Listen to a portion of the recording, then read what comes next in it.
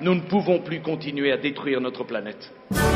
Nous ne pouvons plus continuer de sacrifier le bien-être des générations futures aux excès des générations d'aujourd'hui. Si 6 milliards d'humains vivaient comme nous, une seule planète Terre ne suffirait pas.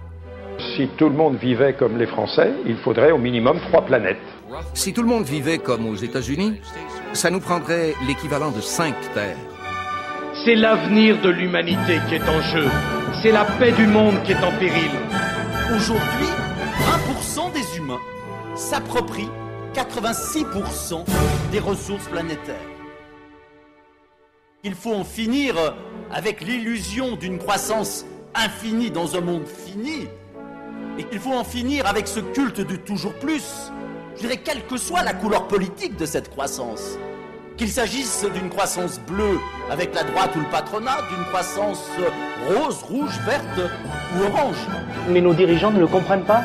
Ils sont pris dans une logique, qui est la logique économique actuelle, où chaque État devient une entité en guerre contre tous les autres États.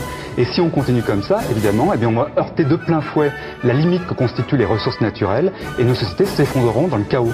Donc l'objectif des objectifs de croissance, c'est pas, je dirais, un discours de punition, c'est un discours de dire il faut changer de logique, il faut consommer moins, mais surtout consommer mieux pour pouvoir vivre bien, tous ensemble, tenir compte des limites des ressources naturelles, et puis surtout établir une société qui soit plus partageuse, plus harmonieuse, qui nous permette de mieux vivre ensemble socialement.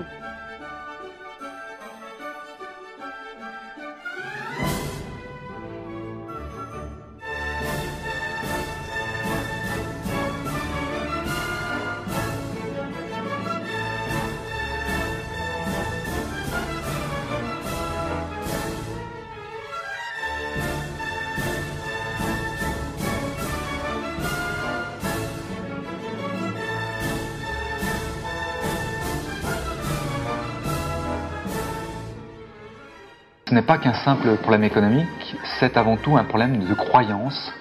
Et pour engager cette décroissance économique, il faudra avant tout s'extraire de cette croyance, de cette idéologie qui traverse aujourd'hui notre société.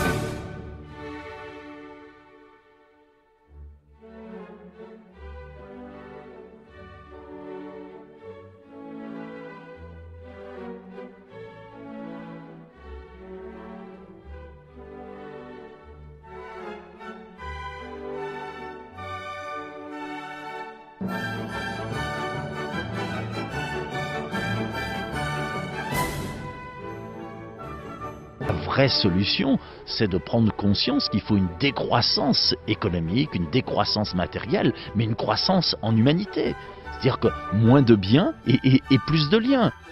Ça ne peut pas se limiter à une somme d'interdits qui serait la somme d'interdits du rouge et du vert. Nous voulons essayer de développer une philosophie de vie, et cette philosophie de vie, on pourrait dire qu'aujourd'hui, elle va radicalement à l'encontre de l'idéologie productiviste, donc de cette idéologie de toujours plus loin, toujours plus vite, toujours plus souvent, qui la marque, qui la caractérise.